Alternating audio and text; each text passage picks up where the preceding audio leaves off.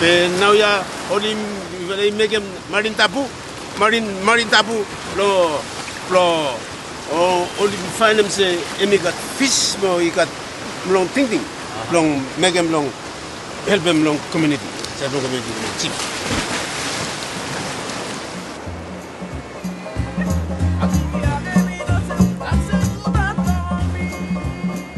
The young volcanic islands of Vanuatu in the Pacific Rim of Fire sit on a foundation of hard lava and coral limestone. Coral reefs have already formed almost everywhere in the country's clear coastal waters. Agriculture is the main activity of this Melanesian community, with its deep attachment to the land, tending gardens in the heart of the forest.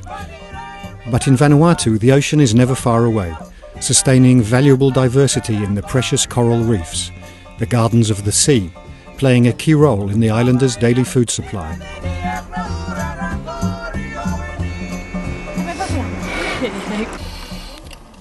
The ocean is even more important as a food source in Vanuatu's neighbour, Solomon Islands. With his rudimentary equipment, this spear fisherman runs on lung power as he dives every day to find food for his family.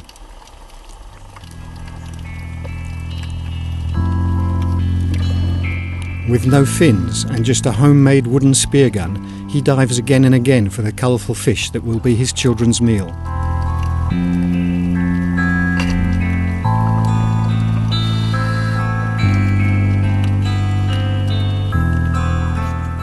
Underwater spearfishing is not the only technique used to harvest the vital fish resource.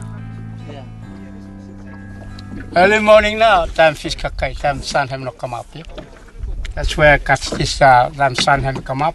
This kind of fish have cannot bite on the bait here. If the sun is too high, no fish? No fish. It's good in the morning? In the morning. I live... You think MPA is good for fish? Yes. And at the same time, have me protect them from the dynamite people. Protected areas, now often known as managed marine areas, especially when they cover only a small area, are proving increasingly popular with resource-poor communities who urgently need to put fast-shrinking stocks to better use. The areas are marked out by floats or stakes and reflect the community's own determination to sustainably manage its heritage and livelihood. Elder Thomas Suber is the chief of Taboo village. In 2005, after a cyclone partly destroyed the mangrove stands that protected his village, he declared a marine-managed area. He is now giving his two grandsons training in how to regenerate the mangrove. Planted in the mud by hand, the young mangrove trees will grow and form a new barrier against future tsunamis or cyclones. One side effect of the planting side is that of marine debris, for example, floating logs from the ocean drift towards the area where I planted the mangrove species and cause destruction to them. If a cyclone comes in the future, I'm sure that it will protect the coastal side of my area. Traditionally, the peoples of the Pacific maintained taboo areas where fishing was banned or only allowed on special occasions. These closure periods enabled the fish to reproduce and grow before yielding a rich harvest. After being neglected with the advent of modernization, such management mechanisms are coming back into favor with communities as resources grow increasingly scarce. Some groups are now receiving assistance from NGOs with financial support from the CRISP program. The role of FSPI, SIDT, the coastal program, is to build capacity of communities. We station one of our person here, we call it the VDW, the Village Demonstration Worker, and so they identify issues that is threatening their resources, and when we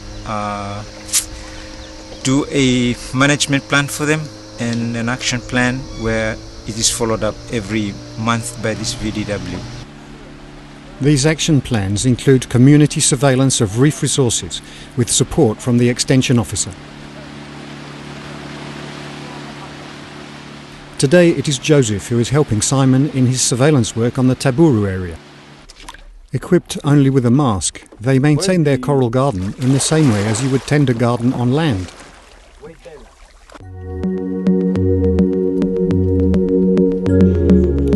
In this marine area, the village of Taburu stores living coral to protect it from the risks of breakage, harvesting or damage that inevitably occur in the unprotected areas around the reserve.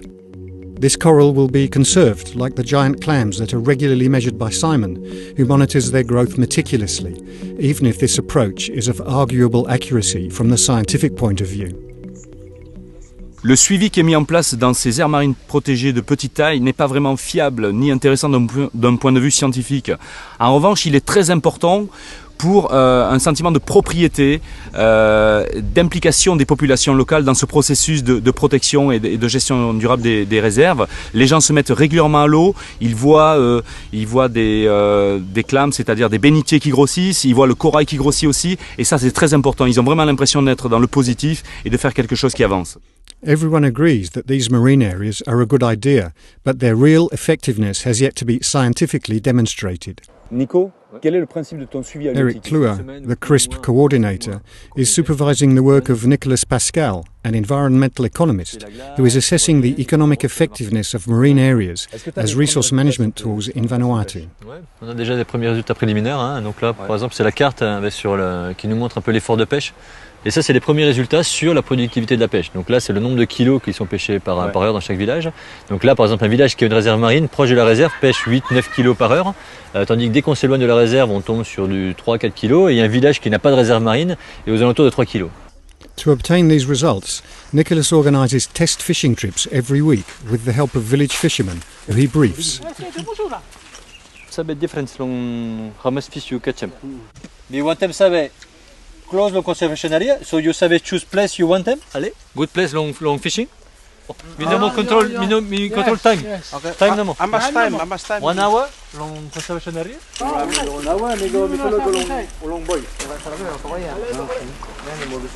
The principle is to compare catches in 2 villages which have a marine area with those from 2 others which do not. A net is set at the same location on each trip. The fishermen then herd the fish into the net.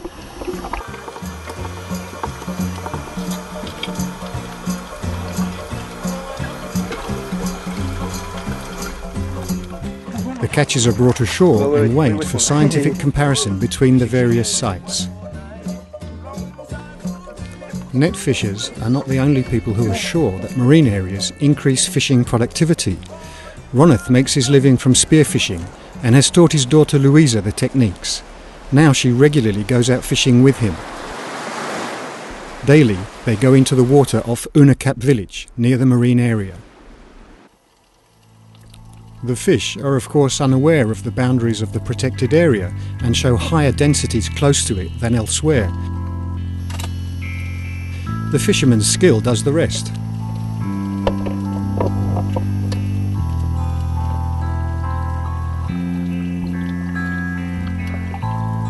This time it is a parrotfish that ends up in the fisherman's catch, along with a few unfortunate friends. As requested by Nicholas, Roneth notes the fish he catches every day and measures them.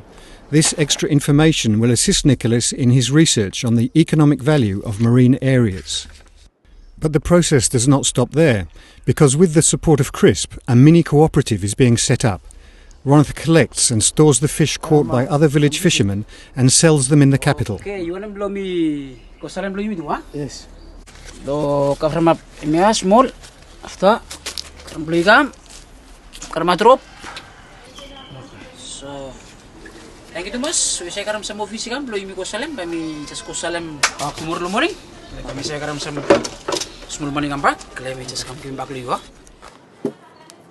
The transition to the market economy does not only concern fishing. Ecotourism, which relies on the existence of healthy coral reefs, is also thriving in Vanuatu, with guest houses being opened. Okay, when tourists coming to snorkel in the marine protected area, we have 3 parts for the money coming in. About I have a part of it. Another part goes to the community, and then the third part of it goes to the environment committee of the community. This committee reinvests money in the health of the marine area, where turtles feel safe, because catching them there is banned and tourists can enjoy watching them, making the village chief happy. MPA mi work also on up the place mi talem ting blame agreement blame se pambai mi ka 3 share, so me also my chief me glad to mass from se pambai everyone pambai only benefit. I mean equal sharing together, so make them say by me play work together. Lo MPA lo business lo ecotourism or whatsoever tourism. Marine areas have direct positive effects on traditional fishing and ecotourism, but access to some resources has to be restricted. To offset this loss and make it easier for the local communities to accept these areas, CRISP is supporting the development of alternative economic development opportunities for reef biodiversity, in Solomon Islands in particular. They are doing aquaculture, which is by all means of coral farming. This is because by introducing MPA or marine protected area, one way of alternative to livelihood is by doing coral farming. Basically, it's not very high price, but a small value of $7 per pieces. And it varies on the owner, depends on the exporter. The coral farmer sometimes sells around up to 20 to 60 species in a week. We save about $100 per month times by 12. So roughly in an annual profit, we should say $1,200. Coral is not the only resource sold overseas. The team at the World Fish Centre, one of CRISP's partners, are today visiting a fisherman receiving their technical support for a novel export venture. Maharaki is a Solomon Island fisherman who has moved into a new activity using an astonishing technique involving a coconut log. Oh, this wakim no ma trouble reefs, lobster, small lobster. Then we will finish him this one. Then we will just put him low sea, sing him low sea, stand him up, then just tying him low there. Then night time by lobster time come, then him come inside this hole. Then next day morning we will go and then collect him small lobster from inside. Deep below this hole, I think 25 mil no ma. Yeah, deep below this hole, old me will dream low here. I think kusa pe me 30 over ya. 30 over looks awesome this one now. I'm establishing this time. Yeah.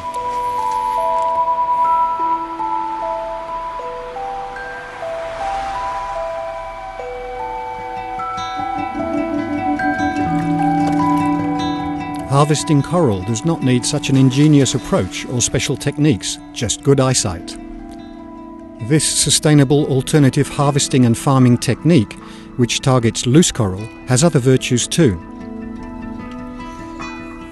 The guys here, John and Richard, that will stop them from dynamiting fishing and over-harvesting of coral like wild harvest.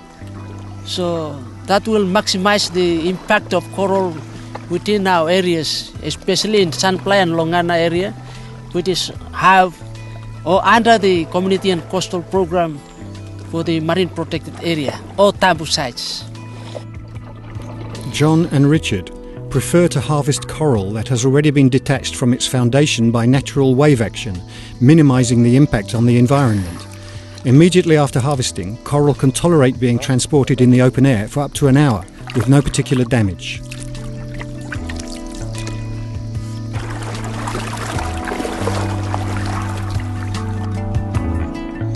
The coral head is split into small branches which are set onto a concrete disc where the coral sprig will grow. It takes about a year for the cuttings to grow to a height of 10 centimetres. They are then sold to traders in the capital Honiara for export to the international aquarium market.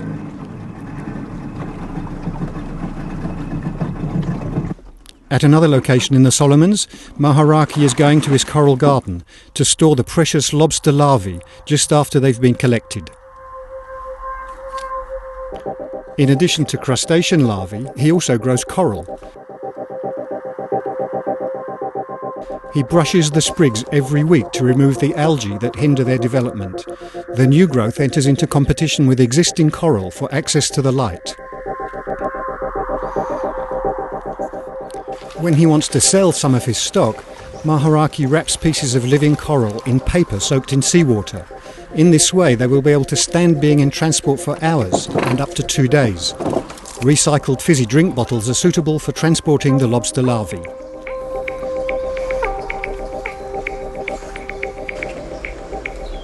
The first stage of the journey is a facility which brings together various people's individual output from a large area. Previously managed by the World Fish Centre, this stage of the operation has recently been privatised and handed over to a business run by a couple with the help of New Zealand and WWF funding. The role of the depot is to actually supply the exporter with the products, the aquarium products from various farmers throughout the Western Province. So we have farmers scattered throughout on the different islands, which are fairly scattered about, and the job of the depot is to collect, to pack and send off to Honiara, to the exporter, the products of the farmers. Transported in iceboxes, these precious consignments are taken by boat to the local aerodrome. This trip will take about an hour. A small domestic aircraft will then deliver them to the capital 2 hours later. In the exporters' workshops, the coral consignments are repacked using pressurized oxygen to make them ready for a long international flight to Los Angeles in the United States.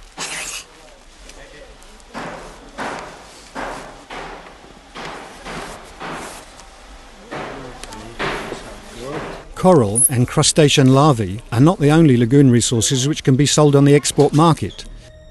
With their often brilliantly coloured livery, reef fish are highly sought after on the aquarium fish market, and catching them can be a very risky business. Using very basic fins, this professional fisherman sometimes has to dive to depths of over 45 metres to bring up fish that will fetch a good price on the market. Breathing air from a basic hosepipe supply with no pressure regulator, he thrusts himself down into the half-light of the drop-off zone. On the bottom, a virtuoso performance can be witnessed. First, a net is skillfully placed, and then the diver directs the small fish spotted by his expert eye into it by waving his stick.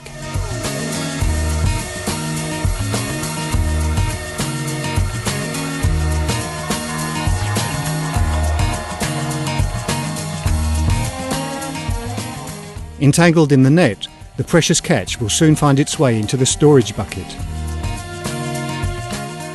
The fishing trip lasts about 3 hours, including a slow ascent from the 45-metre depth to 20 metres. Ignoring even the most basic safety precautions, such as proper decompression stops, the divers pause briefly on the way up to prick the air bladder of the small fish with a needle so as to release the accumulated pressure. After the 3-hour trip, each diver has some 30 fish. When brought out into the sunshine, their magnificent livery shows its true splendour. The haul includes clownfish, which have become extremely popular with well-off purchasers since the success of the film Nemo, so much so that the numbers caught could begin to endanger the species. Fortunately, the Fisheries Department divers are there to keep an eye on things. We are doing a monitoring assessment for the aquarium fish, because we have an active aquarium industry in Vanuatu. Therefore, it's a responsibility for Fisheries Department to assess, every now and then whether we have impact to the reef. So that's one of our obligations. If we are giving license to aquarium operators, then we have to conduct aquarium fish assessment. Using underwater slates, the divers record details of the fish affected by this trade. there is no problem. We have a lot of fish.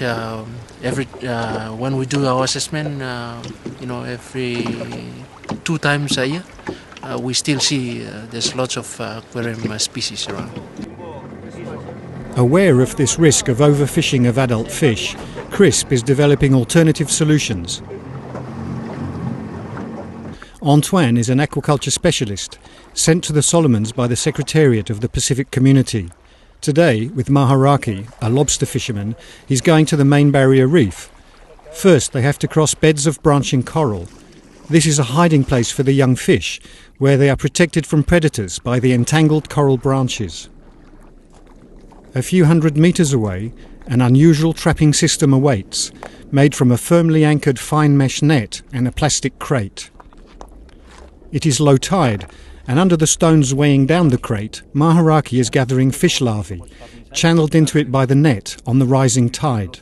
Like lobsters, these larvae can be raised and sold on the aquarium market, sparing the adults, which are precious breeding stock for the ecosystem.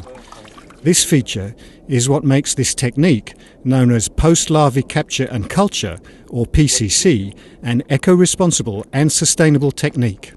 The PCC is very interesting and eco-friendly. It's because we are not catching actually juvenile as we are fishing on the barrier. We are catching post-larvae, and it's important to understand that most of these fish, like 99.9% of these fish, they will disappear actually. They will be eaten by groupers or other predators that are very abundant here in the lagoon and on the barrier.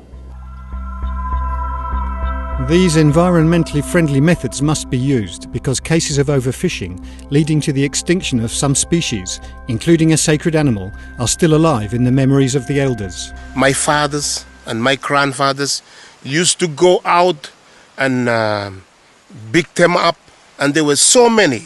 At the time, remember being a boy, at one time I picked one up here, but then after that, exporting them in bags of copra sack, and ships would come here and pick them up, they send them overseas, then none's left since.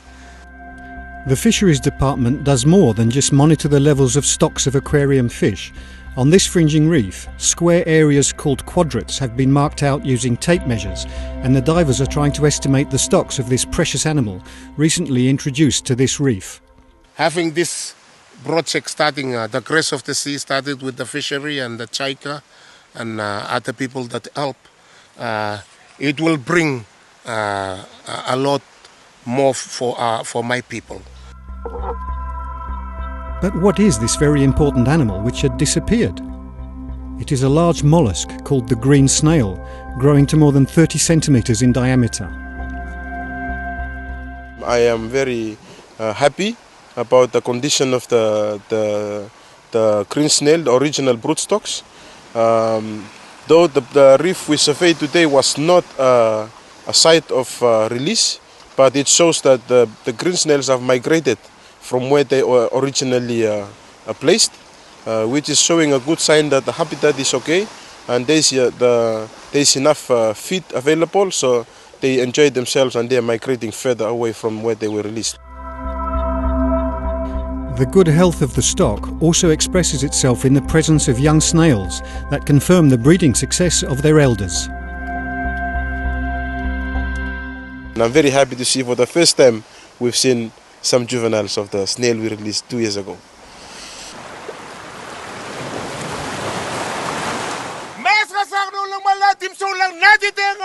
If you want to get more fish from the sea, you need to protect them.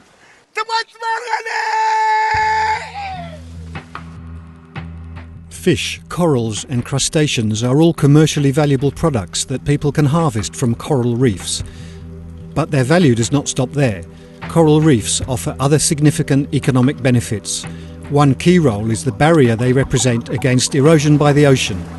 By breaking the ocean swell, healthy coral reefs save millions of dollars that would be spent on building seawalls. Hence the benefit here, as in Vanuatu, of keeping them in good health through the marine area concept. But these efforts at village level need to be further developed and also capitalised upon at a regional scale. Ce qui est très intéressant ici au Vanuatu, c'est cette volonté très affirmée des populations locales, des villages, de créer leurs aires marines protégées. Donc on en trouve une dans chaque village. Mais il y a aussi une volonté de rapidement se mettre en réseau. C'est le cas ici au Nord Efate où on a d'ores et déjà 12 villages qui échangent des expériences, qui quelque part font des économies d'échelle. Et c'est à ce niveau-là que le CRISP devient intéressant puisqu'il peut appuyer cette mise en réseau au niveau des Vanuatu par l'entremise de FSP, mais il peut aussi permettre à cette expérience de s'exporter vers le reste du Pacifique, c'est-à-dire d'aller voir ce qui se passe un petit peu au Fidji, en Nouvelle-Calédonie, pourquoi pas, aux îles Salomon. Et c'est dans ce contexte-là de valeur ajoutée, on va dire, régionale, d'échange d'expériences, que le CRISP joue pleinement son rôle de vecteur régional.